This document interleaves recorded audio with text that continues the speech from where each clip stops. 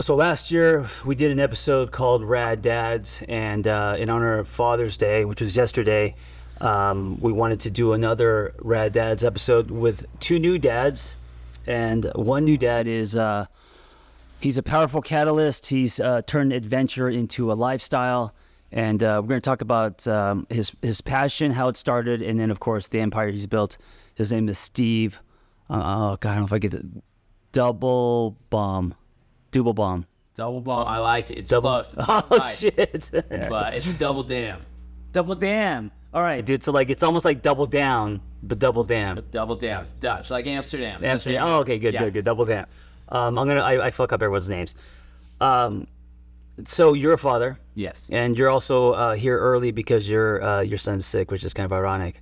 Yeah. Yeah. Ear infection. Been hitting the pool too hard, I guess. Yeah, yeah. Preschool called it like, you got to get. I want to start with you growing up in Canada. A little bit about your relationship with your dad, and then how you found your true north, and then created this thing we're going to talk about. A lot of this episode is going to be about just dads doing amazing things, and also you connecting other dads, right? Yeah. Sure. Well, where do you want me to start? Canada, very different than the kids today. Meaning you were out and about, right? Absolutely. Yeah, I grew up on 40 acres in outside of Edmonton, Alberta. So same latitude as Moscow. Wow. So No screen time. no screen time. Grew up on 40 acres with fuel tanks, dirt bikes, a bobcat, and everything a kid could dream of. Yeah. But no, it was. In speaking about fathers, my dad is amazing. He's everything that you'd want in a dad. And I think that with every year that I get older, and certainly when I became a father, I think I just realized so much more how good of a dad he was, how intentional he was, and how grateful I am, because that's a rare story. Yeah. Right? The older you get in life, you realize that people are coming from hard origin stories. 90% Yes. plus. Being a therapist, it's no one has. We live in a fatherless nation. No one has a good dad. Yeah. And so that's definitely rare. Two of the dads coming on the podcast, they grew up without a dad. So Yeah. what made him good? How old was he when he had you? He was young. He would have been, I think he was 20 when he had my brother, who's 5.5 years older than me. So he's about 25 and had me. I'm one of 5 kids. Can you imagine doing this at 20? No. Holy shit. Part of me can. There's some mornings where I wake up, I'm like, this is a young man's game. Yeah.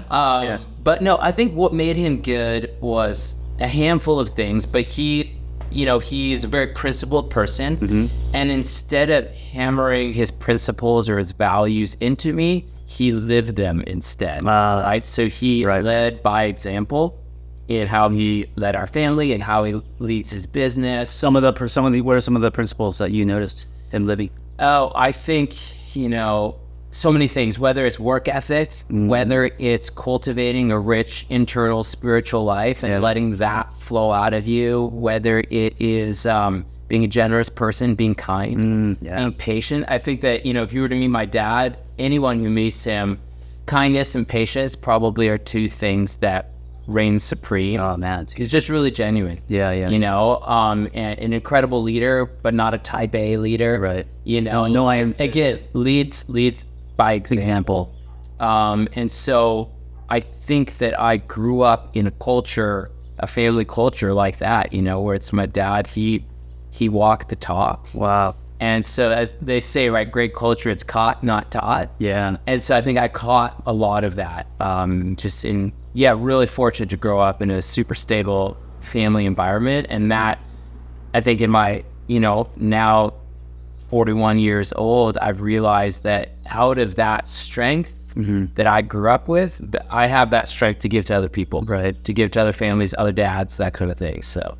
How was adventure injected into you? Because you also have an amazing story about your grandfather building a boat. Yeah. So I would say that, kind of wild adventures is part of the family legacy for me. My grandfather, who had 6 kids, my dad's the oldest. When my dad had turned 18, my grandfather got, this wild harebrained idea to build a sailboat. Wow. and had never built a sailboat before, so he just got books out of the library. That's what you do, right? amazing. And then they went to the local scrapyard because he had no money, he was famous for never letting money get in the way of adventure, which is a great. That's a quality. Yeah. So they bought 2 airplane fuselages from old fighter jets, and those created the pontoons. My grandma sewed the sails, and they said they built a trimaran. So you got the main hull, and you got the 2 pontoons on the side. A trimaran, I think it was maybe 50 feet long or so, maybe 50, 60 feet.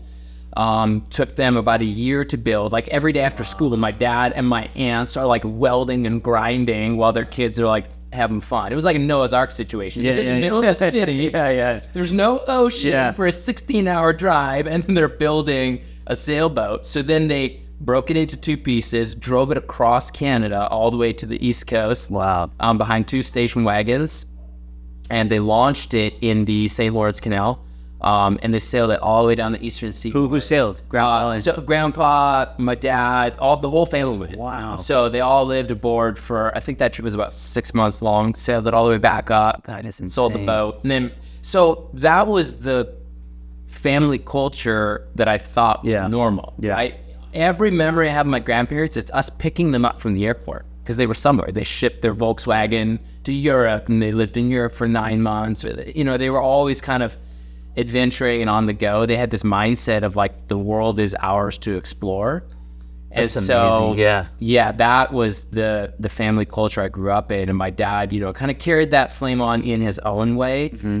Big, long 4-week long road trips and camping trips, and he taught me how to windsurf, and instilled a real kind of pioneer spirit, and that's a real do-it-yourself spirit. It was fixing things or planning things or hatching big adventures. Right. So. It's interesting because I grew up in the city. Dad was a workaholic, alcoholic, never around, never been camping, never taught me how to hit a ball. So I was raised by pulp culture.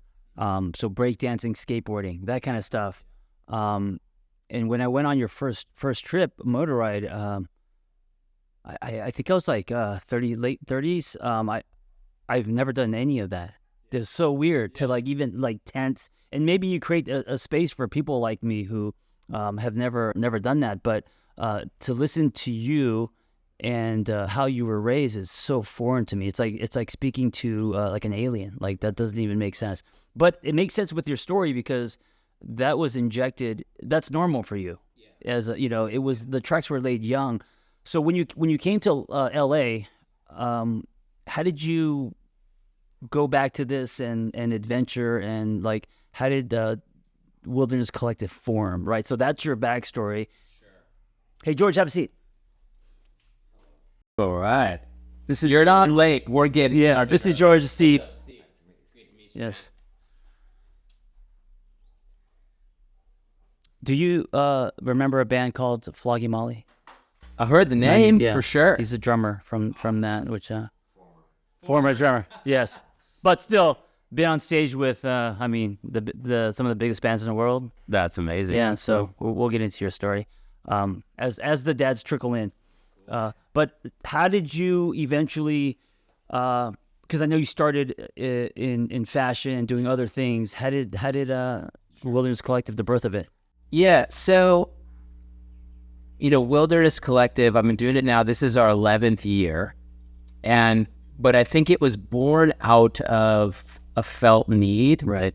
So what brought me from Canada to LA was the apparel industry. I started a denim brand with my best friend. That led to another one, led to a bag and luggage collection. So I was in that space, but my community, we were all young entrepreneurs and hustling, right? Doing the LA grind.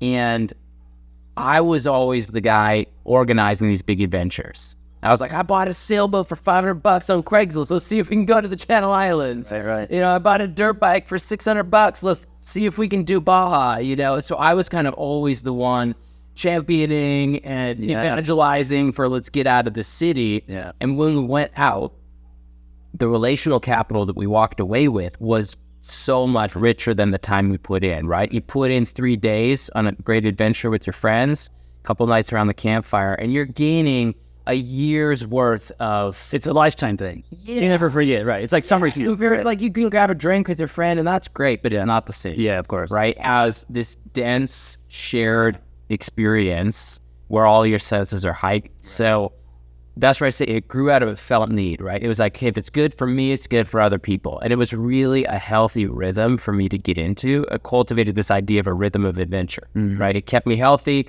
through all of the busyness of running a business and being entrepreneurial. So the real light bulb moment was realizing, hey, I think that if I can remove the barriers of entry for people to getting out and having a real adventure, there could be a business model here, right? So I perceived, the barriers of, there's a knowledge barrier, right? I don't know where we should go. I don't know if we're going to have enough gas to make it there. Where are the cool campsites? Right. There's the trails. Yeah, there's an equipment barrier. I don't know on a motorcycle. I don't know on a side-by-side, whatever it is. So in making it easy, right? We're like the easy button for adventure. Like you said, you'd never done any of this stuff before. You came on our Yosemite moto ride, right? Yet there you were doing it, right? Because we helped facilitate that. So that was kind of the idea: was how do we create a world-class hospitality experience in the context of an adventure where you're covered in mud and you're sleeping on the ground every night. So this was an idea that you had. How did you exit? Like, where did you start? You started with one bike. Like, how do you actually then? Because it's such a big idea, right? Like, how do you? Well, you got to build a team. With first trip, I begged, borrowed, and stole motorcycles, trucks, and trailers to get the first trip off the ground. Yeah, and I just invited my friends. It was essentially at cost. I was like, hey, I've got this idea. Beta. Let's pull. There's a beta. Let's pull this thread. Let's see if there's something here. And so we did the trip. It was our Sequoia to Yosemite route, and we had a magical experience, and we shot a film on that trip. And that film got enough buzz to start to fill the next trip with people I did. Right. And then, long story short, one small trip after another, here we are. Now we do about 60 trips a year. Wow. For all kinds of people. I saw a photo of a warehouse, and I just really enjoy following your story and the growth of your company. But I saw a photo of your warehouse, and it was just lined with all the toys, man, dirt bikes, such. Because you started with dirt bikes. That's how you. Yeah, we started with bikes, and then you went from dirt bikes to they're called side by side. Side by side. Yeah. In the early years, I was kind of exploring a lot of different things. I mean, we did a surfing and sailing trip, we did a mountaineering trip, we did a horseback and fly fishing trap. Right. We did snowmobile trips, but started to find that our niche was in the power sports world. Right. Felt like we could offer great value to the customers, give them a lot of a high rate of exposure to getting out pretty far and pretty fast. Yeah. So that's where we started to focus in on power sports. I would say like the heart and soul of the business is still adventure, like off-road adventure motorcycle riding, but the side-by-sides have just made it so a lot more people can experience, a similar experience. George, you have so George actually has a story with motorcycles. Your dad, tell us a little bit about your dad. I'm going to interweave all these conversations, but he I grew up at the track. My dad raced every weekend. That wasn't his full-time job, but he started first 9 years of my life I was at the track with my brother, and it was a dirt track. Yeah, he raced all kinds of racing back when it wasn't really, the bikes were really set up. So there's a thing called flat track. I don't know if you know flat track. Oh yeah. And my dad did that in the late 60s, early 70s. Yeah. And super dangerous. I still have his motorcycle, no brakes. Yeah. He built the frame from the ground up. He was a mechanic. He built the frame, took an old beat up Yamaha, it's called a DT back then, a DT 250. Yeah. Rebuilt the engine, built the frame from the ground up. I saw him, he had a lot of spills, but he was good. I mean, he was fast. Like, he never lost a corner, which is like carrying speed into the corner and hitting it. It's a big thing, right? It's like, 'cause they're oval tracks, right? So it's a half mile or a mile. And he had a bad accident, and a week later he was dead. And so I lost my dad when he was 9 on a motorcycle, but I never lost the love of the sport. I mean, my mom tells this story. Wait, you were 9 when he died? Yeah. And my mom tells this story. She goes, you were on a motorcycle before you were born. I go, how could that be? She goes, because my dad used to go out. This was near Columbus, Ohio. There's a lake called Buckeye Lake. Yeah. And it would freeze over, and they would have ice racing out there. Yeah. I was born in January, and his sidecar partner on an old BSA's with the sidecar was racing on the ice, and he didn't show up. And my dad's like, you got to get your mom to do it. Right? She's pregnant with me, 9 months pregnant. So I'm 9 months pregnant in my mom's belly, and my dad's ice racing in Buckeye Lake on this frozen lake. So I'm like, that's probably what happened to me when I'm so goofy, because I got my head knocked around. Amazing. So. Charlie, did you just roll up in a black Tesla? Yeah. Wow. Why not? I mean, it's sexy. It's sexy. It's all murdered out and stuff. But last time you came here, you were in a truck. I'm eco-friendly now. Nice. I love it. Changed. Let me wait till this post office.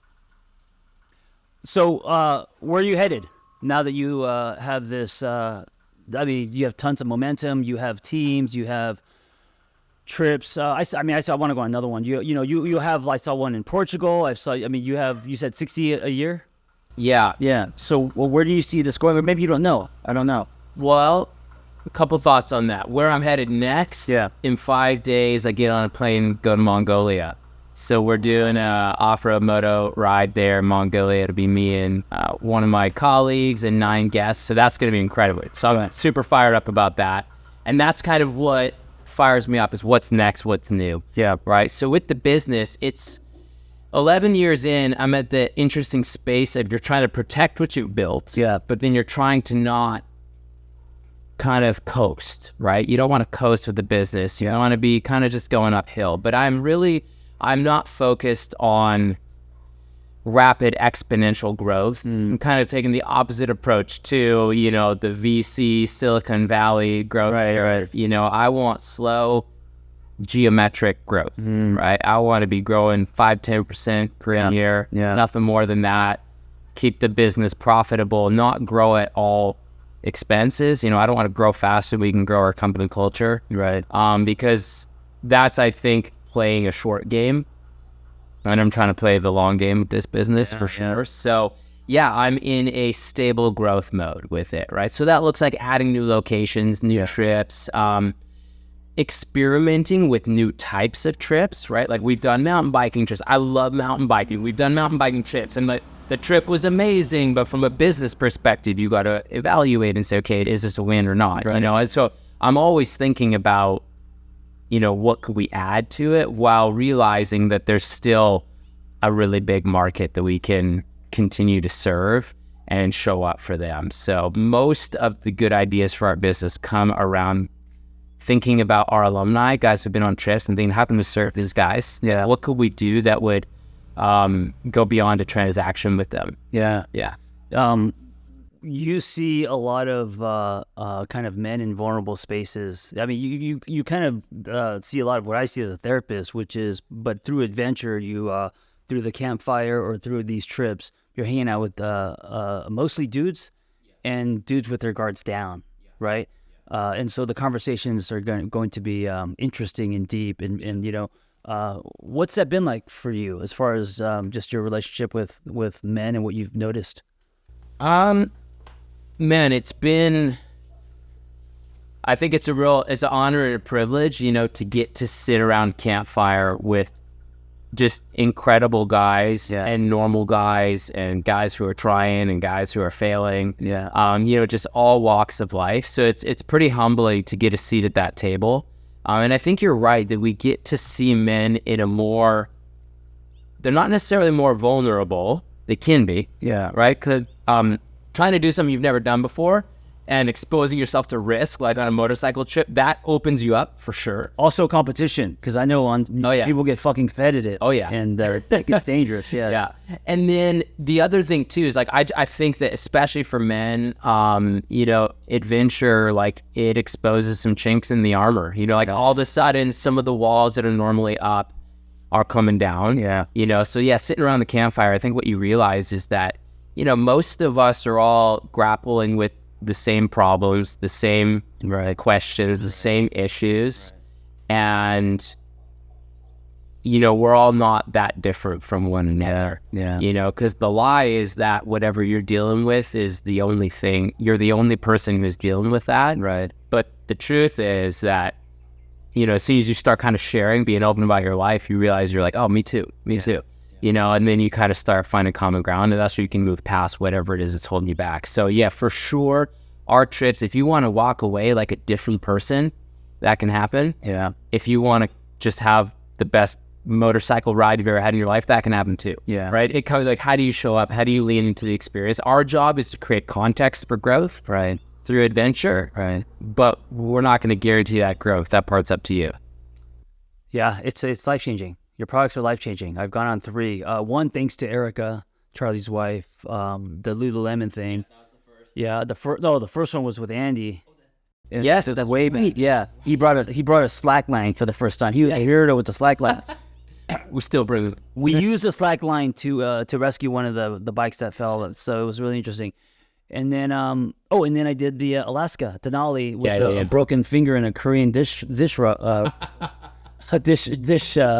That finger's still mangled. Still mangled. Look at that. Yeah, I dropped the weight on it right before. But that was a different trip because that was hundreds of miles of. That was like spiritual. Yeah, that was more like contemplative. It's like you're doing adventure road Instead of like start on taking Yosemite trails, which is more difficult. I want to open this up so it's more conversational instead of me interviewing each of you. So we have 2 new dads. Wait, I want to get your last name right. Steve Double Dam. Nailed it. Steve Double Dam. Double Down in Amsterdam is the hint. Who built Wilderness Collective, also an amazing space for dads. We also have the ex-drummer from Floggy Molly. Did I get that right? I'm sorry. I'm just I think I was listening to Depeche Mode and Cure because that band's Irish. Is it Irish They punk? made a lot more money. It's Irish punk. Yeah. Is that what the genre? And you've been on, man, the more I find out about your past, it blows me away. Also, your personal story is amazing, but you've been on some of the, I've been on stage with some of the biggest bands in the world, like Rolling Stones, and who are some of the bands that you've either opened up for or just at least been in the company of? We had a nice support tour in Germany with Foo Fighters. That was pretty great. Yeah. Great guys, and there are other just about anybody you can name. That in a rock setting, especially in festivals in Europe, because you play with everybody. Yeah. It's less. You tend to get less boxed in there. So and in the Rock and Sen Festival in Paris, we did a show with. It was us, then the Roots, then the White Stripes. Like, doesn't make any sense with Irish punk, but French kids didn't care, so the hell with it. But that kind of stuff, just about everybody I've seen and played with. Yeah, I want to talk about how you got there because I think that's also interesting. We also have the 2 rad dads that were here the first time. Andy Thompson, who I met when I was 35, and he's the guy that introduced me to a squat. I've never done a squat before 35 years old, man. Looked like a fucking pigeon with the skinny legs, just like you do the bicep curls. And so he was my introduction to fitness post-divorce, and we've been friends ever since. Andy is a personal trainer, gym owner, but also, I got to say, and this is what I want to highlight, you're an amazing artist. No, and I think that because people see you, they see you for the fitness guy, the CrossFit box and all this, but you're like an amazing artist, man, like natural gifts. And so he's also an artist. And a father to a 2-year-old. 2-year-old today. Yeah, today. 2 years old. I know, man. I've been right in the thick of it. Steve has 2 boys. Yeah, 2 boys. Yeah, 4 and 7. 4 and 7, and George has George the third and Stella are 12 and 10. Yes, and finally we have Charlie. Look at this sexy man. Look how dark you are. Jesus. I just got back from Hawaii yesterday. Wow. That'll do it. Charlie Curtis, also personal trainer, has his own fitness community, entrepreneur, and also host of his own podcast. And he's who Dax Shepard calls the perfect 10. Hey, if he was on a podcast once and he's like, yeah, my friend Charlie Curtis, he's a 9.5, would that crush you? No. That would crush me. After being the perfect 10. How many kids? Two boys, 6 and 10. 6 and 10. Yeah. Yes. They're old. Yeah. So we were talking, Steve Escola earlier, so we're talking about our own dads. And so I just want to do broad strokes. Steve is rare in that he has a dad that was amazing. He has a dad that took him fucking on adventures. He grew up on a 40-acre lot, which makes sense. His dad, his grandpa, built a boat. No YouTube then. Built a boat without knowing. Sailed on that boat for 6 months. Wow. Yeah, from Canada to Florida. Wow. I was playing with Legos. It was like a 60-foot trimaran. Built it at a scrapyard, literally. Drove it across Canada. Can you believe that? What an adventure. And Florida and back. Yeah, but like, who does that? I feel like that's like What family does yeah, that? that's like one of those adventures that you like every man wants to do. Like I'm gonna build a boat I know. and just go sail and just figure out where I'm gonna go as I'm going. Without knowing anything. Wait, how long were you out there? I was, so this is my dad's your family. dad, how long was he? Yeah, so my grandpa. It was like a 6-month trip. And it was seaworthy the whole time. Oh, yeah. And he built 3 more boats. And Without having any knowledge. I mean, okay, They just went from books. I feel like because like this was something that really interested me. Because you guys ever heard of Kon-Tiki? Mm-hmm. Yeah. You ever watched the documentary? You ever watched the movie that was based off of the documentary? Okay, I'm obsessed about this documentary. Yeah. It's about this, I guess, this Scandinavian explorer who had a theory that the French Polynesian were inhabited by the Peruvians, not the Asian descent.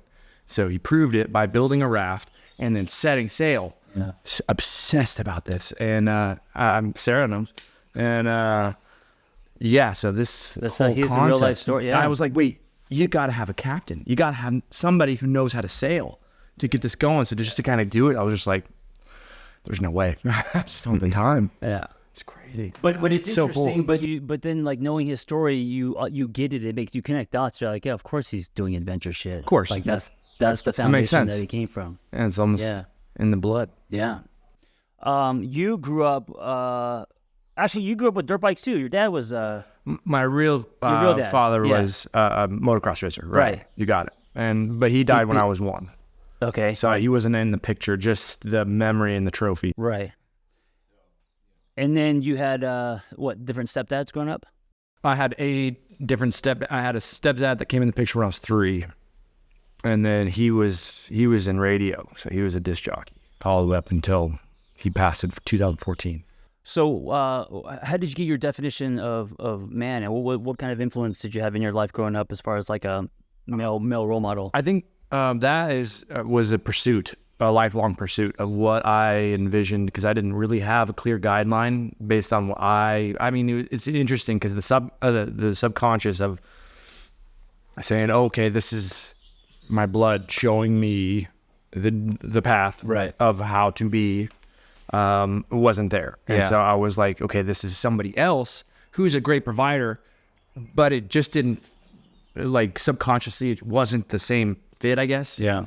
And so I was looking for that, especially as I got older. I was like, okay, I attached myself to a martial arts teacher, attached myself to, older dudes. my manager at the workplace that I was at. I was like, this guy seems like something I want to kind of mold myself into. So yeah, that was an interesting process. And so I guess I took bits and pieces from different places. And I don't think that's unfamiliar for a lot of people. No, that's all boys are. It's like man. you're like, oh, David Beckham's the man crush. I want to be like that guy. Tattoo. Right. Like, oh, this guy, Steve McQueen, that guy's I cool. remember at 9 in the 80s, the hot girl on the blog, her boyfriend was a very muscular guy with long hair. And I would just fucking stare at this guy and wanting to like be friends with him and hang out with him. And I think, you guys have sons. Naturally, that's just, we gravitate toward men. Yeah. At a very young age. Yeah. Of like some sort of like blueprint of what it is to be a man. Right. You know. Right. George, So your dad died when you were 9. Mm-hmm. So George's dad was also dirt bike. I don't know if it's. I guess it is dirt bike track. Flat track, Flat yeah. track But he racer. did. Back then it was scrambles, motocross, but the bikes really didn't support motocross so well because they didn't have the suspension. But flat tracking, Yeah. and we used to go to Daytona 200 Speed Week, and he used to race down there. But he never did the road race. He did everything else. So once he passed when you were 9, who came into the picture as far as? Nobody for like a year and a half. It was just a lot of, my mom was in her 20s with 4 kids, and I was the oldest. Yeah. So, and then, I don't know, it was probably a couple of years later, she started dating this guy, and never married him, but it was just split me in half as a human being. It's completely different than my dad. Yeah. Describe what you mean, like abusive or what? Just what? craziest drunk I ever met in my life. Yeah. Like drank so much that he had 2 stainless steel hips because the alcohol ate away his bones. Yeah. Rubber kneecap. Like just a crazy son of a bitch. Owned a bar. Scary. And I used to have to work in the bar with my brother when I was a kid. Yeah. So you were 12 working at a bar, and it was the kind of bar where there were like fights and what? Describe the bar. It was in a place in Columbus that they don't call it now. It's Franklinton, but it was called the Bottoms End because as soon as it was one of those bars where everything's black and they're like, there's no sunlight at all. Like you walk out, like it's called the Bottoms because you got nowhere to look but up. Yeah. Right. Everything is up from there because that's the worst. Yeah. Right. And so you had a lot of shenanigans in there. You know what I mean? A lot of bad stuff. Yeah. So you grew up watching that as a 12-year-old. watching it, hiding from it. Yeah. Carrying a gun when I was 12 Wow. because he was too drunk to close up the bar at 2 a.m. Yeah. So I'd have to stand out there with the gun. And he said, if you see somebody comes up, just shoot him. I'm like, are you fucking kidding me? I'm 12, but he takes a gun and puts it in my pants. I'm like, is this thing loaded? He goes, yeah, it's loaded. I'm like, okay. Just stupid stuff, Yeah. Like no child labor laws back then. I was serving drinks when I was 12. Dude, your son is 12-ish. Yeah. So it's like, can you imagine Imagine giving your son a him. gun? Yeah. And saying shoot someone? Like, does that even make sense? Yeah. How did you know you were good at drums? Was this an escape for you? It was a way to keep me from probably ending up being in jail and being that crazy. I needed an outlet. And somebody told my mom, they said, get him some kind of music lessons. So I started taking piano. And they said, yeah, take piano for a couple of years and he can play drums. And I just started playing drums. I would have my garage like this. And there was a public pool across the street. I'd start playing. All the kids would come over. I'd give them instruments. I'd teach them little rhythms to play. And we'd just start playing. Self-taught drums? No. Yes and no. Yeah. I had a lot of lessons along the way and a lot of friends and a lot of great musicians came out of my neighborhood. I don't know how, but they did, and still in contact with them, most of them to this day, still playing and producing and, but yeah. How did you get into the band? Which one? The one that you know about, eventually Flogging Molly. Yeah. I was working at a place called Lulu's Alibi next to the New Art Theater in West LA, and it was Brazilian coffee shop. And my second day there was this girl there from Scotland, Scottish Susie they called her, and she's from Glasgow. And I couldn't understand a damn thing she was saying. And to this day, when I go to Glasgow, I have a really hard time. But she said, George, you got to come check out this band, the Dave King Band. She said, they're really great. You're going to like them. So I went down there, and I went every Monday for a year. Saw the Dave King Band. They kind of turned and morphed into Flogging Molly. So then the band broke up. I started playing towards the end of the band. 2 of the guys had a record deal with somebody else. All at Molly Malone's, Fairfax at 6, held 90 people. And I called my brother and said, we need a trumpet player and a manager.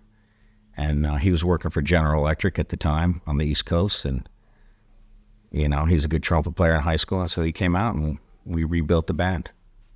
And that's kind of how I got in, it was just like conversational, Sure. Just over, and I was bartending somewhere else, imagine that, in Santa Monica. And this guy comes in and said, they're looking for a drummer. And he said, call this guy. And I called the bass player. And I auditioned and Changed I your got in. life. Wow. And that became 20 years. Yeah. So Charlie, what you have in with a common with Andy, and I haven't met her, but she just seems amazing. You guys both have really sweet, amazing moms, powerful, strong. So you grew up pretty much with a single mom, no? Or was dad in the picture? I don't remember.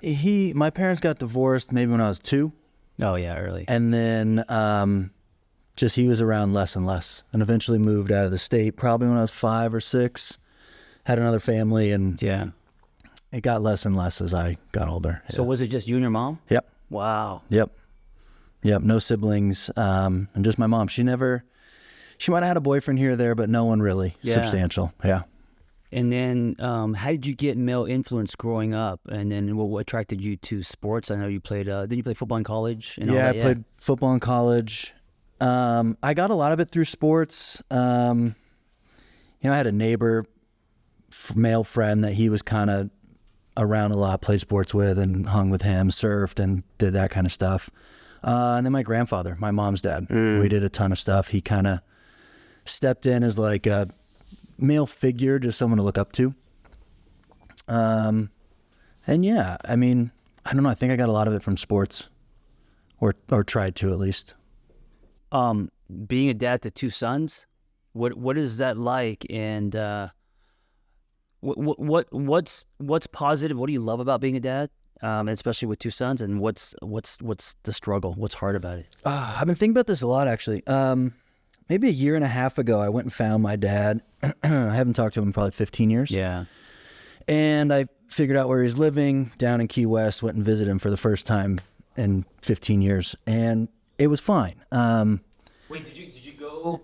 I mean, that's a big deal. Did you go thinking, okay, here's what I want? Like, did you want to close something? Did you want to say something to her? Or was it like, I'm just going to see what happens and just knock on the door? I'd gotten to a place where I wasn't angry anymore. Like I had my own 2 kids. I had my own thing figured out. I didn't need anything anymore.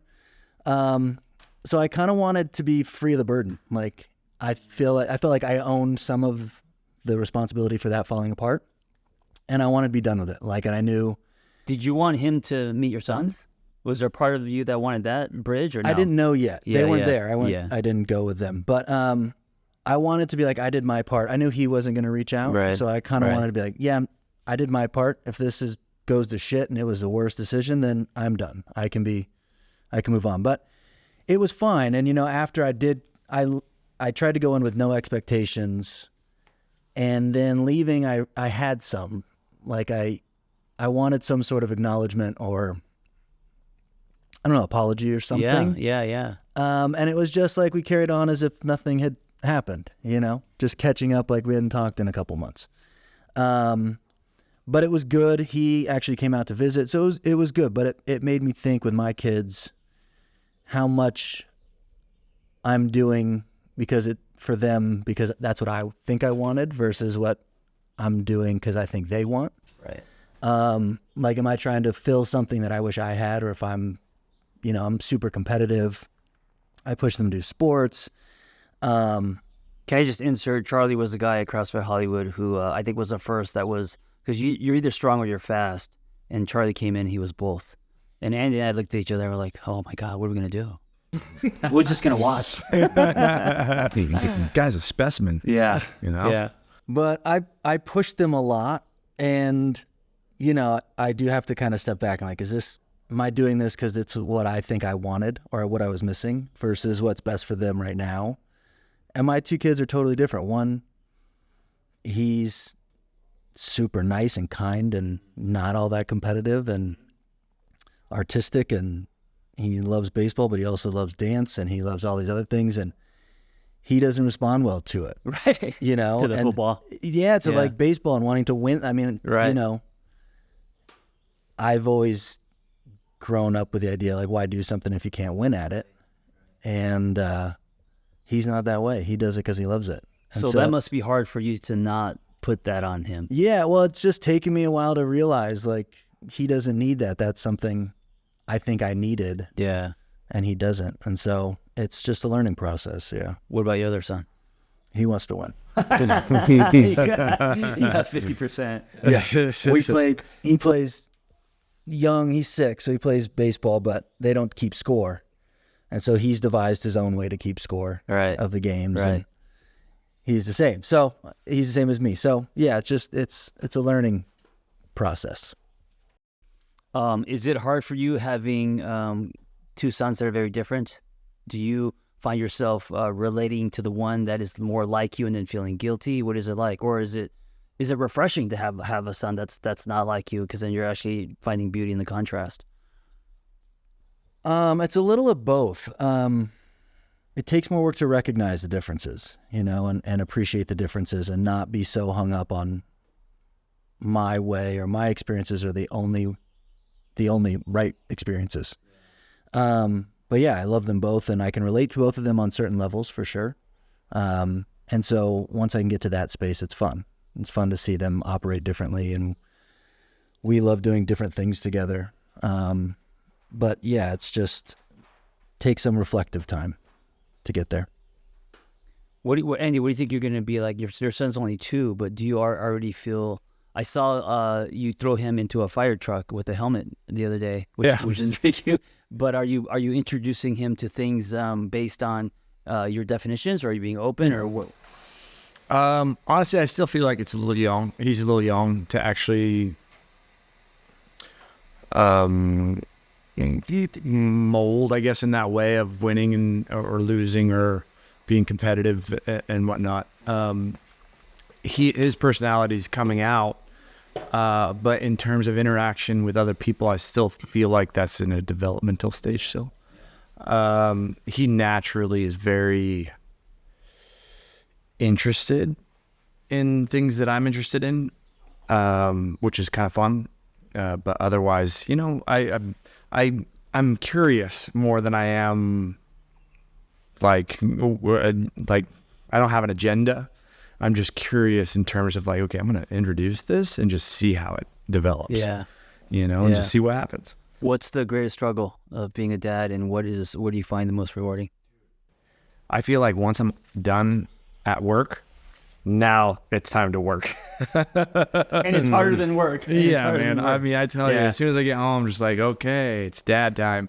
And it's funny because, like, if you've been around with myself, my son, and my wife, he gravitates to me. Yeah. And he does not want... He only wants you. He only wants me. Tough, and so man. I don't have the option of being like, hey, go with mom. He'll break down. And I'm like, oh my gosh. So that's also rare. It's usually the kid is all over mom. Like, we can't get Logan off of Vanessa. Right. So it gives me space, and she's exhausted. And my kids just want their mom. Yeah. I got the same vibe as you. Yeah. But it's all you. But Charlie, isn't there a part of you that's a little like feels rejected, or actually wants them to want you more? I mean, especially when we're at home, like day-to-day stuff. They will always choose to drive with her, to be with her, to stay with her. And both of them. Both of them. Wow. Yep. But then, like, we're on vacation, and she's the one that has to go get them all the stuff they need. They ask her for everything. So there's some pros, I suppose. But like in day-to-day life, I'm always like, if we're going to go somewhere, do you want to come with me or stay with mom? They always want to stay with mom. And then, I'm like, well, this could be fun. What do you come with me? Right. Right. But so that's got to be tough for you too, if they're just gravitating toward the dads. Yeah, I mean, I think for me, it was more of like a phase with each of the boys. Yeah. So when my oldest, for the first couple of years, it was all about me, and then same now with my youngest. Whereas when my oldest is 7 now, he's more balanced in it for sure. But yeah, it's hard. Like it was hard for my wife, and then so I'm like, I'm not choosing this. Yeah, that's real. I think that her wanting him of to course, gravitate as a mom, right? Yes. She's like, what the heck? I carried you. Yeah. I fed you. Yeah. It's like, you are who you are because of me. Right. I'm just like, hey, I'm just dad. I don't know, Do your children gravitate toward what you do in adventure, or are they like me, where they're like they need plug in a blow dryer? Yeah. No, I mean, they're definitely like super adventurous little guys. I mean, my 7-year-old goes to an all outdoor school. My 4-year-old can ride a dirt bike and a BMX track, so it's like they're definitely, but I've kind of tried to, expose them to age appropriate risk and adventure. Yeah. Right? So I got my business, one of our core values is idea I came up with called Secretly Safe. So I want our customers to feel like they're taking risks and feel like they've got a long leash and like they could really hurt themselves, and they can. but I want to know that they're actually within like a broader circle of safety. Yeah. And so I try to do that with my kids. Sometimes that causes conflict with me and my wife. Yeah. Because I'm like, I know like they may break a bone, and I'm like, it's kind of okay with that. But I know they're not going to have an injury worse than that with what I'm allowing them to do. So, do you guys think as a generation that we've swung too far the other way? Meaning, I grew up in the 80s. Yeah, I grew up in the 80s where it's like, the hose water, you don't come home to, you go and explore, you get hurt, you get beat up. Now it's like, I hear someone say, "You're going to let your kid walk to school?" Oh my, you're fucking nuts. I'm going to call. It's like, do you think that it's, I think what's happening is collectively we're trying to not fuck up our parents like our parents did, and not all of us had bad parents, of course, and so we're swinging a lot the other way. What do you guys think as parents? Yeah, I think we've swung too far. I mean, we'll go out to dinner or something and leave the kids home. They're 6 and 10. I was certainly home alone with no cell phone, no nothing at that age.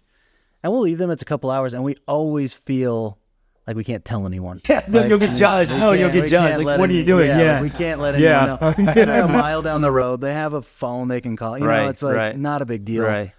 And I'm always trying to get them to go do something, go get in trouble somewhere, go walk around the neighborhood and do something. I don't know, knock over a trash can or do something, come back like worried you're going to get in trouble about something. And it's just not in their DNA, and kids don't do that. It's not in the cultural zeitgeist right now. I think that because the outlets of the entertainment, like the people gravitate towards entertainment on a screen now versus not having that. Yeah. So that that will always be the case in our current society, I think, unfortunately. What about you, George? What do you think? I think we've probably gone too far the other way. I know I have. You grew up very differently than your kids. Very different. I was a latchkey kid too, so I was like, but I also think you're more aware of things because of social media and other things that you weren't before. So I'm not saying there wasn't a bunch of crazy shit going on in my neighborhood, and I probably shouldn't have been walking to school and doing all the things that I did. But you also weren't aware that the person, 2 doors down is a drug dealer or a child molester. You don't have this awareness. There was no it was just kind of like, this is your zip code, that's your school, good luck. Yeah. Right? Yeah. And now it's like, no, you got to do this, right school, you got to do this, put them in here, manage this and manage that. And for me, it's a lot of work. It's too much, I think, it's just too much. But then again, the other side of that, there's also, I never really worried about getting shot going to school, I might get beat up. I wasn't getting nobody's right, with guns now, yeah. But it's different now. Yeah, you can't, doing a tornado drill in school is different than doing a active shooter drill. Right. And so my 10 to 12-year-olds are doing active shooter drills, and it just kind of breaks my heart. It's just kind of like fucked up. Yeah. That's my opinion. I never grew up like that. Yeah. I mean, I grew up around guns and stupid shit, but not like that. Not like just everywhere. Yeah. What is your greatest struggle with being a dad, and what is your greatest joy? I get in my own way, right? And knowing they have their own higher power, they have their own thing, they're going to be okay. Because I live in this kind of like PTSD world where I'm like, the shoe's always going to drop, right? So my dad was my best friend. That was my guy, right? Like I wasn't connected to my mom like I was to my dad. And so when that happens, everything shifted, and then you think like the other shoe's going to drop to the point where like you're just living in a closet of shoes. It's ridiculous. So that I kind of have to like become aware of that. And the more work I do on it, then I become aware that a lot of the things that I didn't see in myself when I was younger and the patterns I was recreating, good and bad. And then you have your first kid and you're like, everything else was like a circus mirror. And then you have your first kid and you're like, that's the real mirror. That's you. That's what I see in me.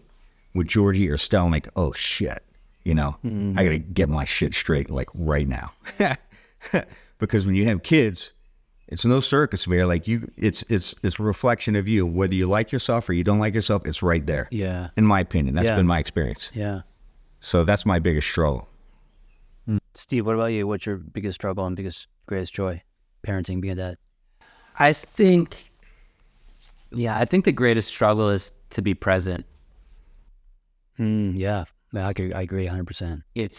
I think it's the actual hardest thing. Like there's physically hard things about parenting young kids, that's waking up a million times a night, all that. But I think like what's truly the thing that's hard for me to overcome, it's being present. Wait, describe being present. What do you mean by that? So part of that, so the easy, well, not so easy being present is just like getting rid of your phone when we walk through the door. Yeah. That's step number one. Yeah. But then it's a whole other level to be mentally present, right? Because Like engaging with them. Engaged, yeah, because it's like your brain you may not have your phone, but your brain's still in work mode, or you're thinking about, your spouse, you're thinking about what you want to get done at the house when you're, Right. as soon as you're finished playing Lego, versus being like, no, I am playing Lego right now, and I'm going to like play the heck out of this, and I am going to build this submarine for my kid. Yeah. And just be there with them, because it's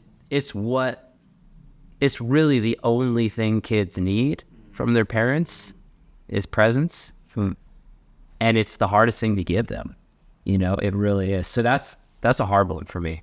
Always trying to get better at it. So I have a daughter, and she's in the Barbies now, and so she says, "Dad, let's go. Want to play Barbie with me?" I'm like, "Fuck." Like I say, "Yeah, sure." And also, Mom's there, and then I go into her room, and it's like, how do I do this but be authentic? Like I don't even know. So then you're playing with Barbies, and I'm just going through the motions. Like I don't know how to do it. How do I engage? How do I take it seriously? And How to go into imagination land. Like to be like a kid again, like that. We always say, man, there's like no one who can play with your kid better than another kid. Like you see friends, you're like, dang it, they're so good, and I just can't get at that level. But that's the goal, right? The to try presence, to like find that like, childlike part of you and offer it back to your kids again. I think that's like the holy grail. do you like, so you have a team, you have a business, you have all these other things, you have stressors. So when you go home, what do you actually put your phone away, or do you try but it's hard to? I try, but it's hard. Yeah, of course. Yeah. So like I've got a few different kind of rhythms and boundaries that make it easier. Yeah. But I think it's hard for all of us. It is hard. You got the smartest minds in the world trying to make your phone addicting, and they're doing a great job. Yeah. So, What's your greatest joy? being a dad.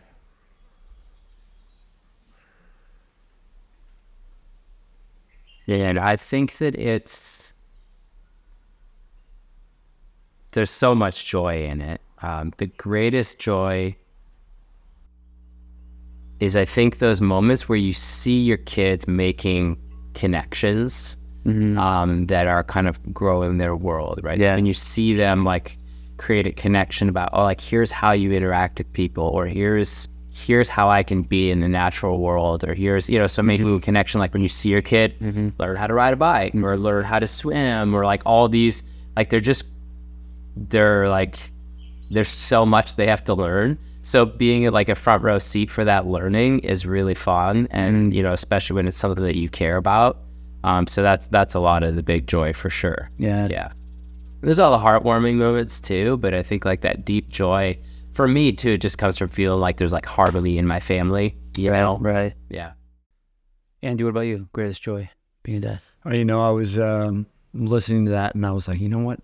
I think because of Casey being only 2, I think one of the greatest joys is like it's very recharging or charging. I don't want to say recharging. It's charging whenever I'm around him. Like whenever I'm sitting in my car, I'm like, oh my gosh, I got to go in there, and I'm going to be exhausted. Yeah. But when you see him, like all of a sudden you're just like, oh, I love this little person so much. Yeah. I want to be around them, and you get charged, and you're like, yes, I want to be on. I want to be happy. And, I think one of the greatest joys though is him telling me something and me understanding what he's saying, and then him feeling proud that he communicated a purpose. Like all of a sudden he'll tell me like, hey, I want monkey yogurt. I'm like, oh, you want the monkey yogurt? He's like, yes. And I'm like, I got you, bud.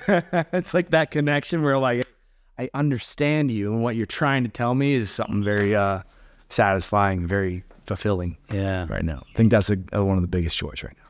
You know, I used to say a lot, and I got a lot of pushback, and I knew I would. I love my child, but I don't like parenting. Yeah. And people are like, what? Yeah, totally. I was like, I don't. And you know, the thing about love is a choice, and liking is earned.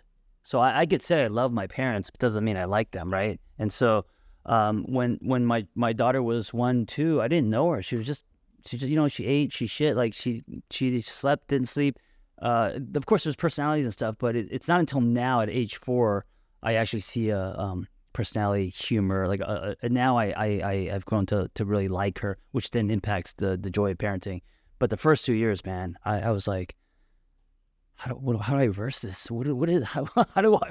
Oh my God, what do I do? You know, I've heard you say that before. Like, I love my child, but I don't like parenting sometimes. And I've sat with that for a while sometimes, and I'm like, wow, I feel that very like, yeah. I think the truth in that is like, oh shit, I have to look at that too. Sometimes I hate Parenting, but it's okay. It's like it's almost like you now are forcing, or you're forced to let go of the singular John Kim as a single man. Yeah. As you know, I'm letting go of all the carefree. I can go spend $1,000 on a new motorcycle part and goof off and leave in the whim's notice and go on vacation. Yeah, the freedom, right? The freedom. Yeah. You're kind of that mourning process of letting that go is very real. I mean, especially someone like you who, surfs, climbs rocks. You're also someone that you love your individual time, and all of that overnight is gone. Yeah, and so that's it's tough. gone. Yeah. And so it's like whenever you're like, oh fuck, yeah, telling yourself that it's all hearts and bubbles is kind of like you're brainwashing yourself from what's real. Where it's just like, hey, this is tough. I'm kind of sad that I don't have that freedom. Yeah.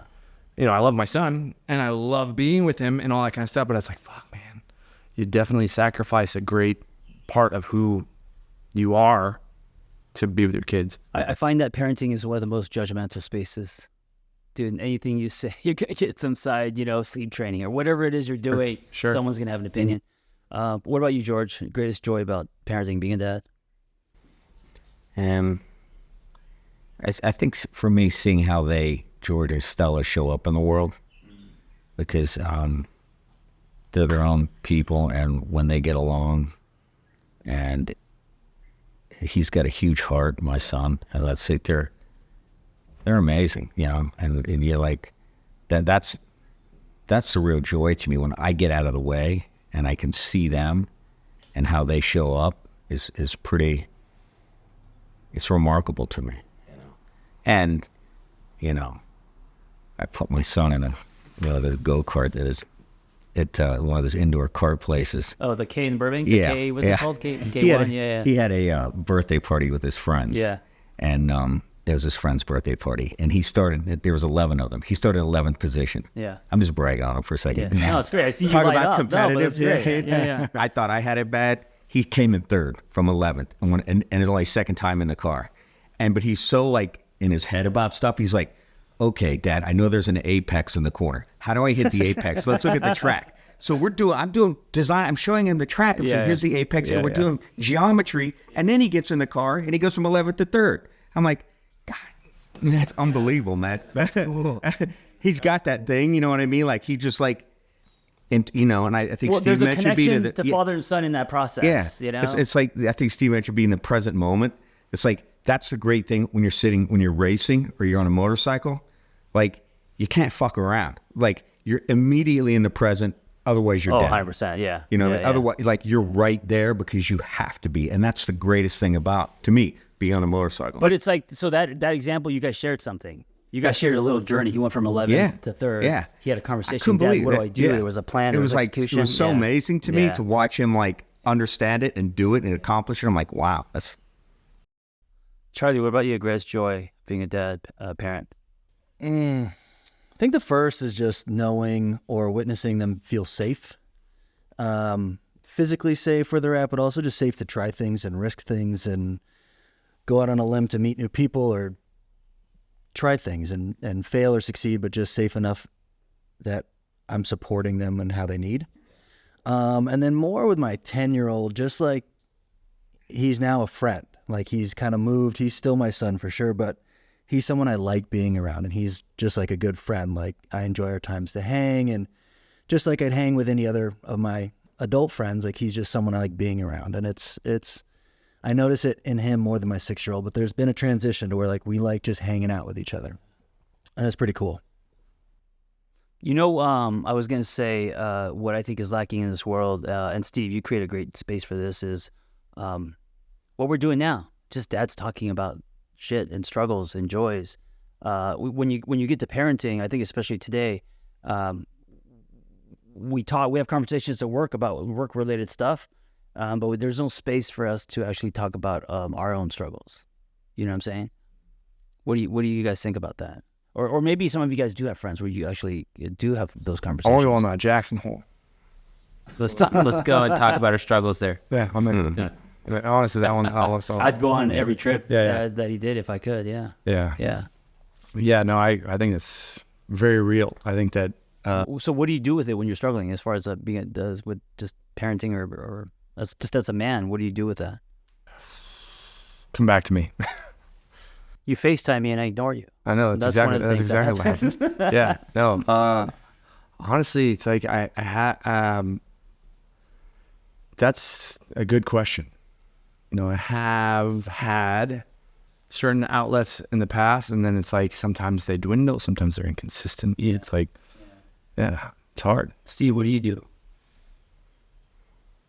Yeah, I think you got to be intentional about it. So usually, you know, I don't do this all the time, but I think you got to change your environment, right? Like, you want to have a great conversation with your wife. It's like, well, don't sit on the couch. Go for a walk. Go make a fire. Sit outside. Like, you have to change your environment.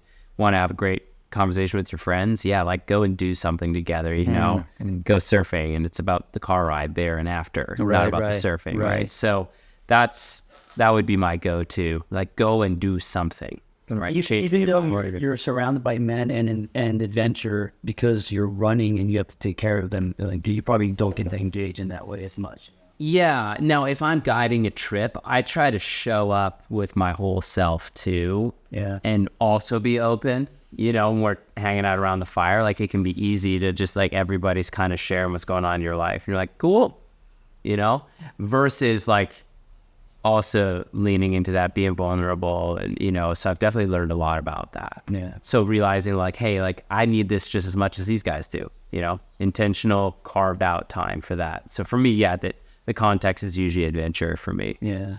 Charlie, what about you? You seem like you have a lot of, like, good guy friends that you... Yeah, it's just so easy to not talk about issues, you know? It's so easy to get caught up in logistics or day-to-day stuff that, like Steve said, you got to kind of make a plan, like one-on-one time or small time with friends to, I don't know, go hike. And it has to be intentional. You know, I think at least I'm used to it being the last on my list of things to talking about is how I'm doing or how I'm feeling. And so if I just don't make it a point to be open and vulnerable, it won't happen. There's so many other things to talk about and so much stuff going on. So yeah, I think it is just about being intentional. And I do have a great group of friends I can talk to, but even with them, it's like we have to make a point to do it. Isn't it hard as men? I don't know about you guys, but it's hard for me to call up another man and being like, "Hey, I'm struggling with something. Do you want to, like, have some grapes?" And it's and part of that maybe conditioning. Part of it is also maybe because I'm a therapist. A lot of people come to me, but it's hard for me to say I want to talk about some things. I find that if you're a woman, it's almost easier, and maybe it's the locker room thing, but men don't connect through with each other unless it's through an activity. Usually, like, just to sit down, have a coffee, and talk about what's hard is pretty rare. Yeah, I feel like it's pretty cultural. I think that, you know, we're taught you don't let other people know you're bleeding. Yeah, you know, you're the warrior, strong. Yeah, people count on you to come. You know, hey, John Kim, I need you to save the day. Yeah, you got to be tough and always. So I think it's a conditioning that we've grown up as. You know, no crying in baseball. just turning the corner, I kind of want to end with, because there's a lot of women listening to this, right? And I think especially just having 5 men, 5 dads going through it. And I also, I picked you guys because you guys all have communities. You guys are all leaders, you know? So whether it's adventure, fitness, I mean, when you're on stage, all you know, you guys aren't just, you guys are catalysts, as I say, in your lives. So, with your relationships, how has that changed? What is difficult now that being a parent, being a father? I know for me, that's also changed overnight. You know, like when you said if you want to have a good conversation with your wife, switch up the environment. But even something like that is great because you fall into the monotony of parenting, and then suddenly the relationship with your wife or partner can slowly deteriorate. You know, and then it just becomes logistical, you know, and the kids feel it. You know? Yeah, if there's one thing I take away, it's that. I think I'm gonna steal that one. Intentionally switch up the environment. Yeah, that sounds awesome. I'd love that for sure. How has being a dad impacted your relationships, or it's maybe made you closer? Oh, he's got to go. I'll He has to go, I guys. have to go. How has being a dad impacted my relationships? I mean, mostly with your wife, I'm saying. Yeah, with my wife. Oh, big time. I mean, I think that like you go from being 100% selfish person when you're single, to like an 80% selfish person when you get married. And then like with kids, like I think to be a great parent, you just gotta die to yourself and try to, I'm at 50% maybe now, like it's a very refining process that hurts, and it's like, that there's good coming out of it. So I think between me and my wife,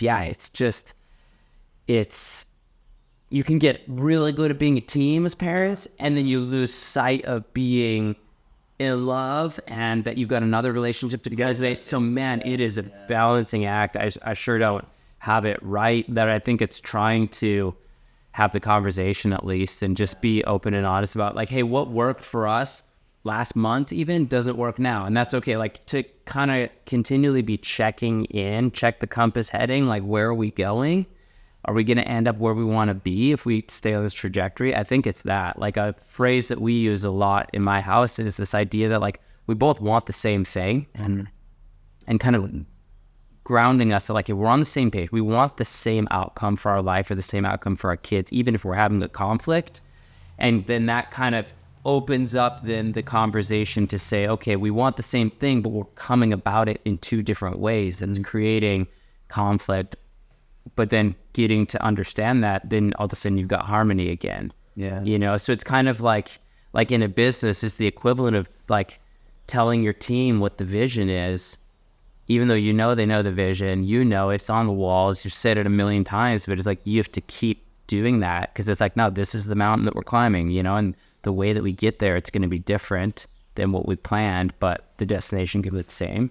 So it's trying and failing forward with that approach. Yeah. I think what's tough is when you become a parent, your child's always going to come first. And so, and both of you guys agree on that.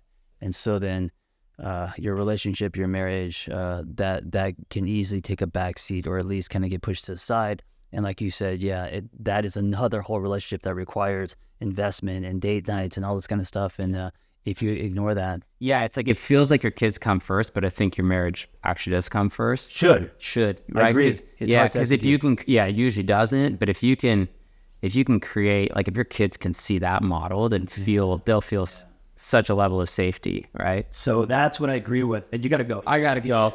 Love you guys. Great to see you all. Nice to have me in. We're all gonna take your trip one of these days. The only place you can talk about your feelings. Dude, I'm gonna. We gotta go. Jackson Hole 2025. Let's go. See you guys. Yeah, brother. Be well. Little buddy's sick. I almost went to Portugal, but I don't know what that trip's like, but I want to do something where I get on plane. Mongolia. Do you guys do the falcon hunting? Every dirt bike has a falcon attached. Dude. Later, Steve. Thank you. Do well, brother. Thank you. Just to recap on what he was saying. So I agree with Steve was saying, but I think it's the hardest thing to execute. And I think also I do get pushback when I'm talking to clients, especially couples, and your kids actually should not come first. I mean, just to even swallow that, most people will not.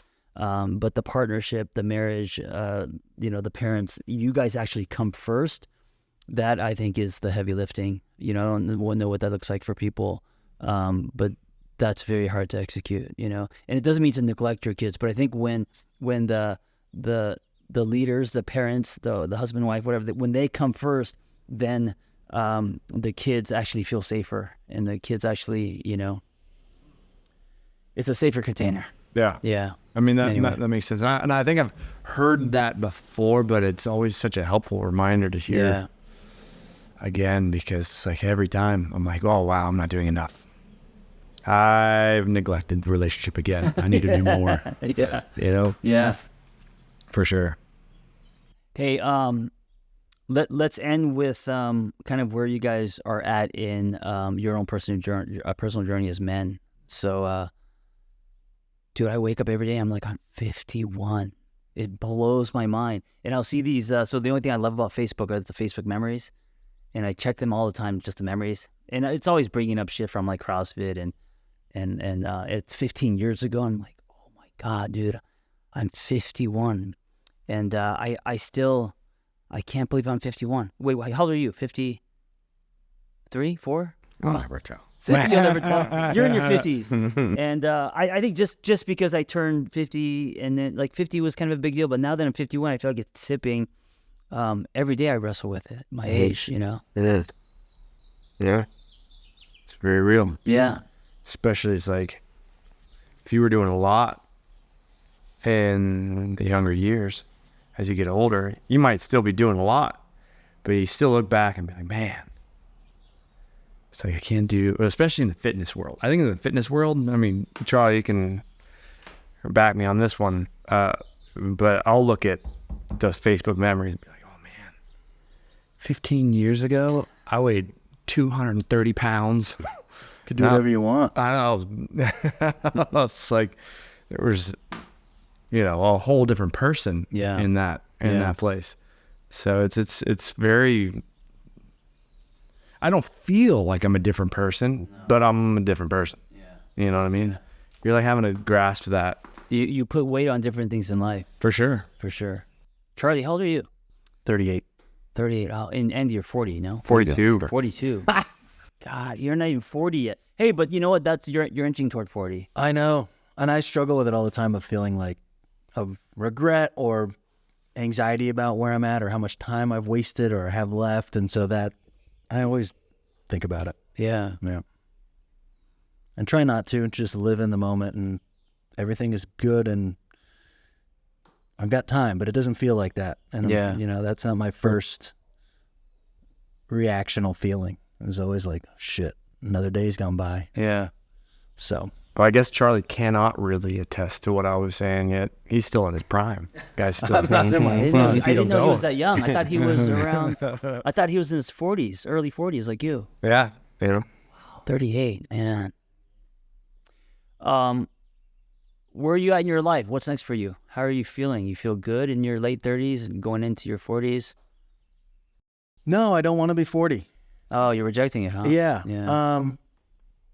I don't think I really cared till 37, 38. I felt like I was still fine. A lot of my friends are older, so I'm always like, yeah, I'm the younger of my group.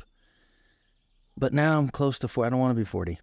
Hey, do you feel like, and just fucking with you about the whole perfect 10 thing, does that get old? Like, being, the football, and then the praise that you've been getting for your athleticism, and then, kind of being this kind of hunky guy, does that for you get annoying? Like, it's almost minimizing who you are, or, do you know what I'm saying?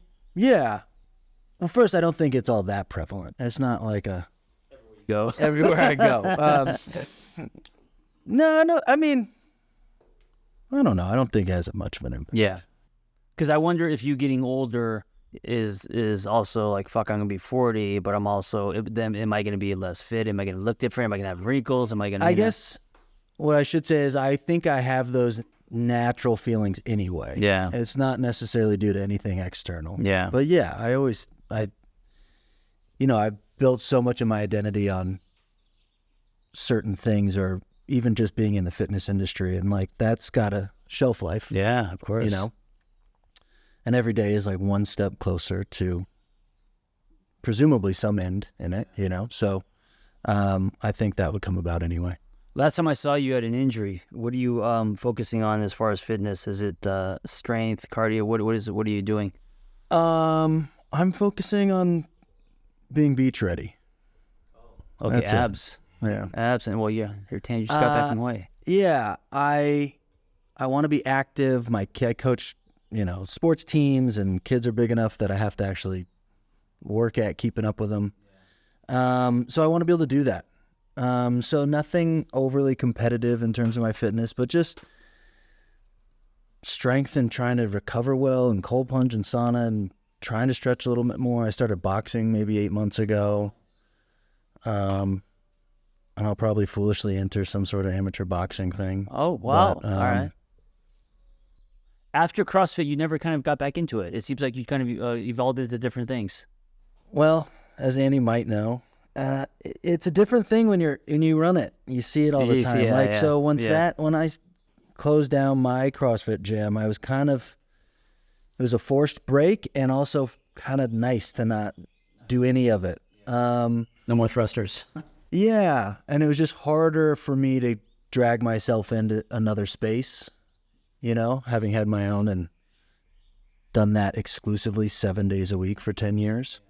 So I've just kind of done what feels good in the moment for the last couple of years. Yeah. Andy, what's next for you? Oh boy, still working on it. I think I'm exploring what it means to cast a bigger net. I'm trying to just stay open to opportunity. I don't have necessarily a map on what I'm going to do, but at the same time, it's like I love fitness and I've been doing this for a long time, but I'm definitely wanting something else on my plate. Are you sick of fitness, or is it? Not that I don't think you can get sick of fitness whenever you've been doing it for so long. It's something that's It's a lifestyle. It's a lifestyle, and it's not something that comes as a challenge. I mean,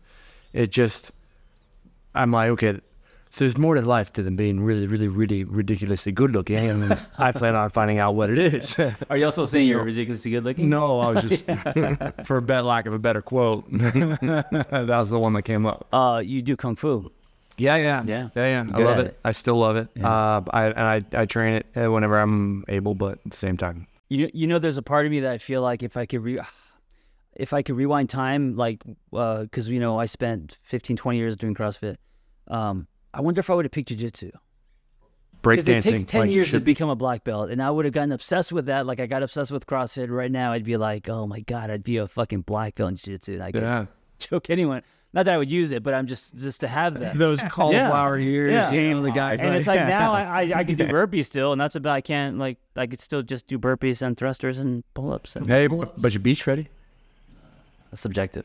My relationship with CrossFit it's a trauma bond. It's a love-hate. And, I did the Open this year, and now I'm kind of burnt out, but you love it some days, and then other days you don't, but still nothing pushes me harder than taking a class, man. Nothing like that competitive. Yeah, it's still great. Do you still CrossFit or no? Yeah. You do it? I find that any sort of fitness is in my definition, CrossFit. Yeah. Whether I'm going to go for runs, I'm going to train running. Yeah, it's all functional. I'm going to do weight. It's all like, hey, this is a form of cross training in some capacity, like boxing, and then he'll go lift weights. It's like it's a form of cross training, and so by definition, CrossFit. Right. And so it's like, yes, I do. Am I a competitor? No. Do I want to compete? Maybe with myself, but I don't have any intention or drive to be like, I'm going to sign up for that CrossFit competition. Yeah. I like to compete in different things. Yeah. I like the idea of like Charlie going to go do boxing. I'll do martial arts competition. I'll go, something that gets me out of my comfort zone of like, I need to have something to work for. Yeah. Like after you got done with the open, you lose the motivation because now what are you training for? Yeah. Right. So to have something is definitely, I think, part of what it means to be Andy Thompson. But, you know, what that is in the moment is sometimes I'm searching. So Maybe to be a better friend, you can start training for. that's out of the scope Realistic of practice. goals. Yeah, Realistic goals, goals. yes. Come on. Hey, Charlie's arm reach for boxing. His arm reach is, Nobody's going to touch him. that's like your arm So reach is, I started maybe with a trainer 8 months ago, and kind of what you're saying, I need something to train. I was like, this is really hard. It's really good. Also, coming off of an Achilles injury, it was really good to move it like that. And I came home maybe 2 months in and told Erica I signed up for this boxing match. It's in Vegas. oh, like a full-on match. It's like amateur. Yeah, yeah. It's a sanctioned amateur event. And I, you know, she was pissed. She's like, "What are you doing?" Yeah. I'm like, "Well, I gotta do something. I gotta keep going back. What am I gonna go back for if I'm not training for something?" It ended up being full. I didn't get in, but I had cut down. I was gonna do the 189 weight class Wow. because I wanted to be longer than everyone by a lot. So, and it was great. I had something to cut down for. Just like started at 212 probably and got down to 189. Yeah. But I need that too, like something To train for. I will something to not train work for. that hard if there's not Yeah. a reason for it. Yeah. Totally. It's hard. There's no purpose. And I can do it one day, but it's hard to just keep going and going and going without some sort of end goal. What is Erica's fear? Obviously the physical. No? Or that it'll take away from just the time it requires to train for something like that. She just thinks it's ridiculous. She doesn't understand why I would want to go do that. And yeah, she knows like I'm probably not going to really get hurt. She's like, what are you doing? What are you doing? You started boxing when you're 38. Now you're going to go fly to Vegas and box someone? What are you doing? Yeah. Doesn't get it. And she doesn't get it. And that was the only option in my head. It wasn't a big step. It's like, oh yeah, there's one coming up. Yeah, of course.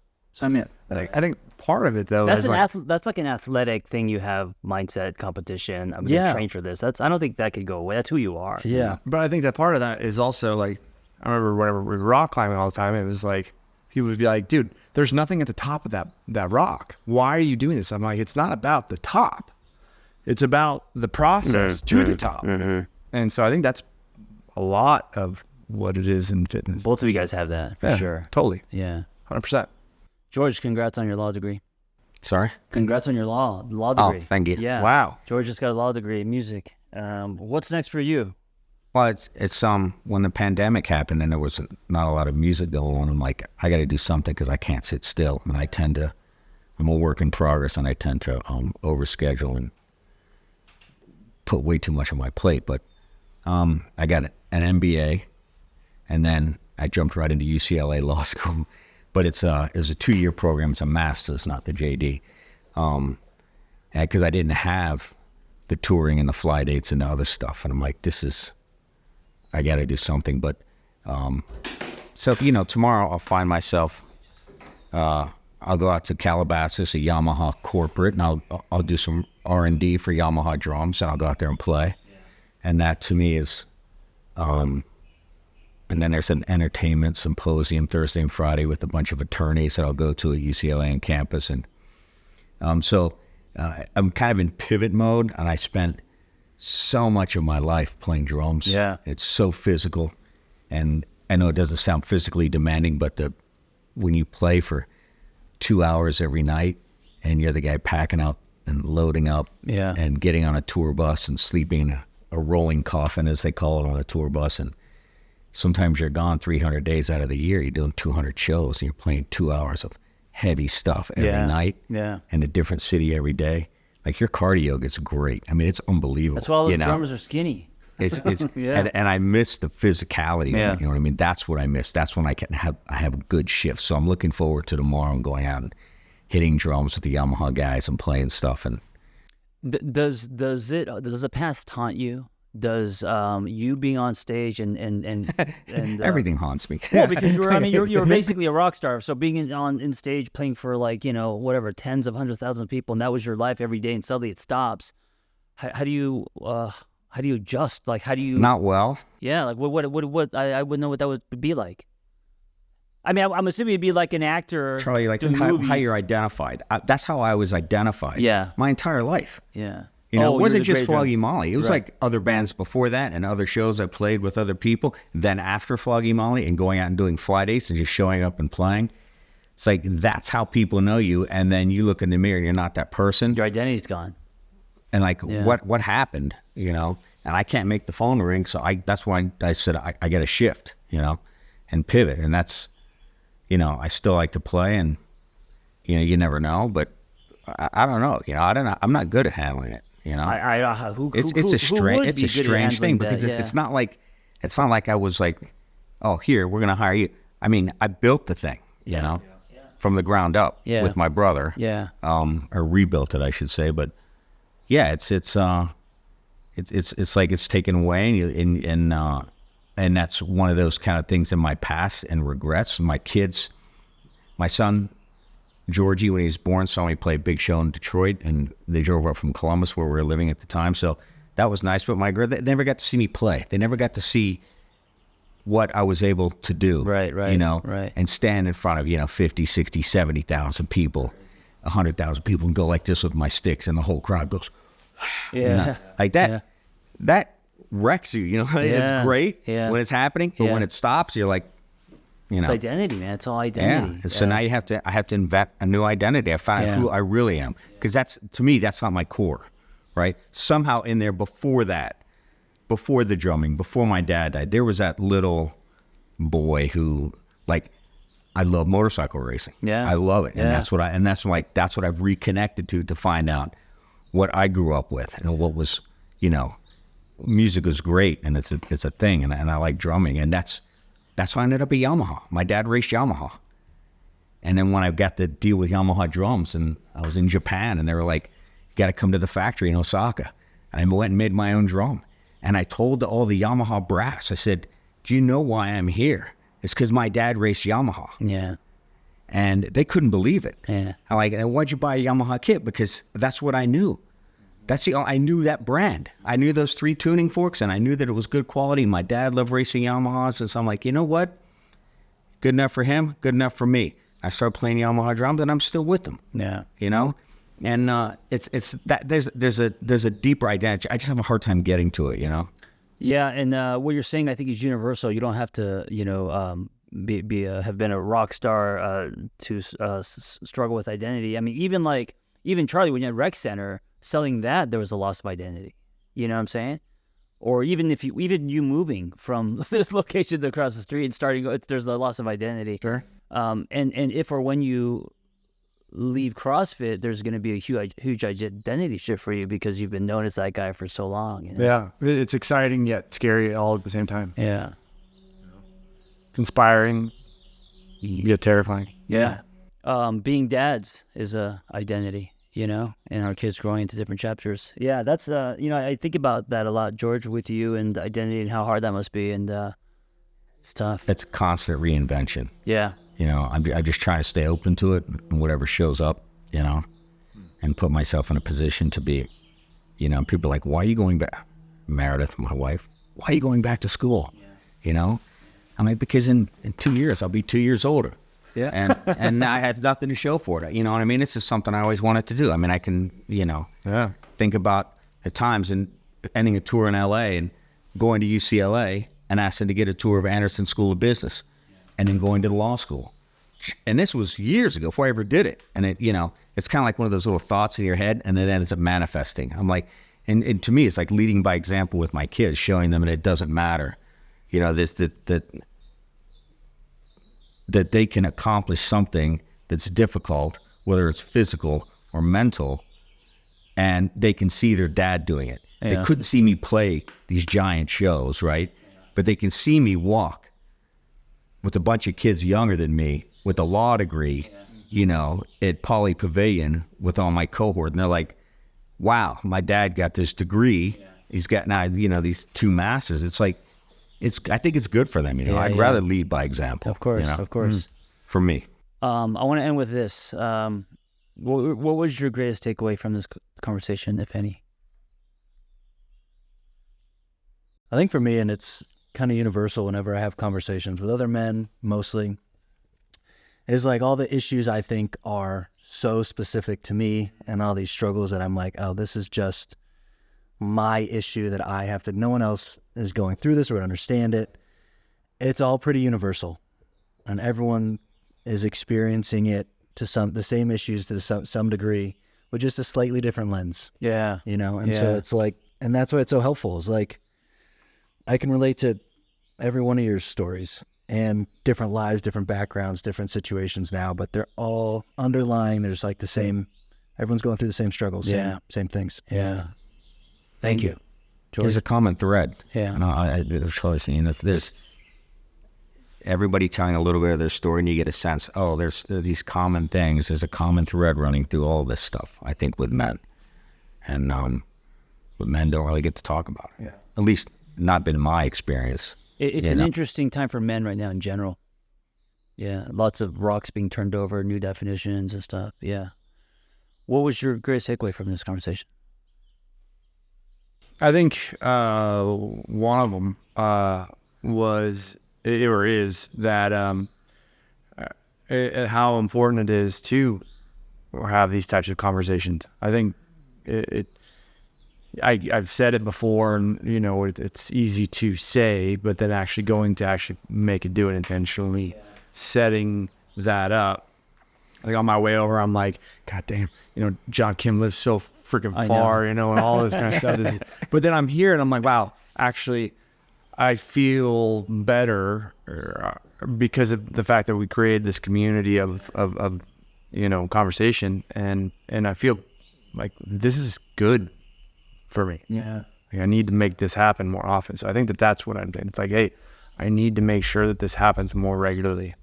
The community of getting with men together.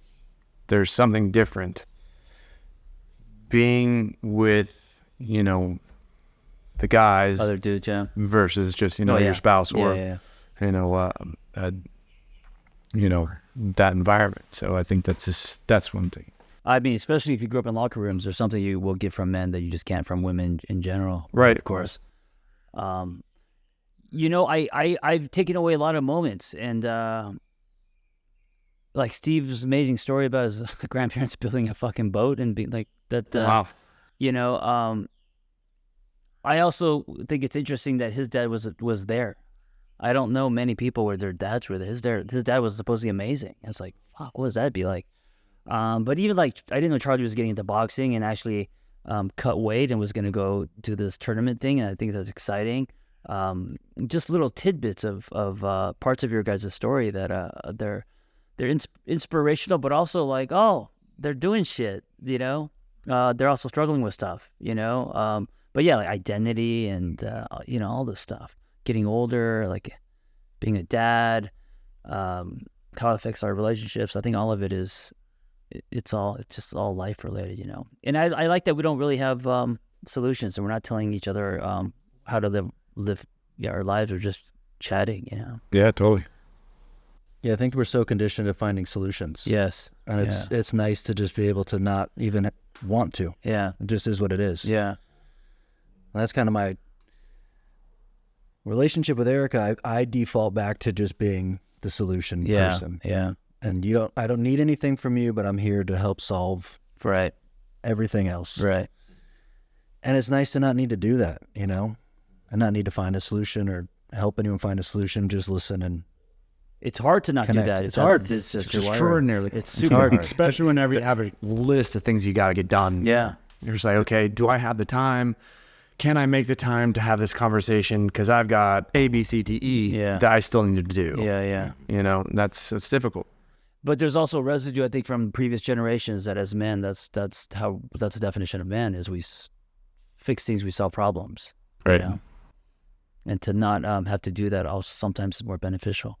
Well, sometimes it's easier just to find solutions too. Like Yeah. it's Yeah, you're just right. like a shortcut. Right, And shortcut. It's like, You don't have to sit with it. no, you just can go check off your to-do list, and that's easier. Yeah. Or you just push all the problems back a couple days. Yeah. That's easier. Well, man, thank you for hanging out and chatting with me. Thanks, John. And, Absolutely, John. Yeah, I love just watching your guys' stories peripherally because we're all busy, but just to see what you guys are doing on social media and stuff, Yeah, buddy. it's been inspirational. It's been cool. Yeah, thanks for putting Thank it you. together. Yeah, and like with Charlie and Andy, I feel like I went to high school with them, and you know, we're all busy. We don't hang out every day, but just to kind of engage with them and see where they're at, it's really cool. Yeah. Totally. Absolutely. Yeah. All right. Thank Thanks, you for guys. listening. Be well. Thanks, John. Yes.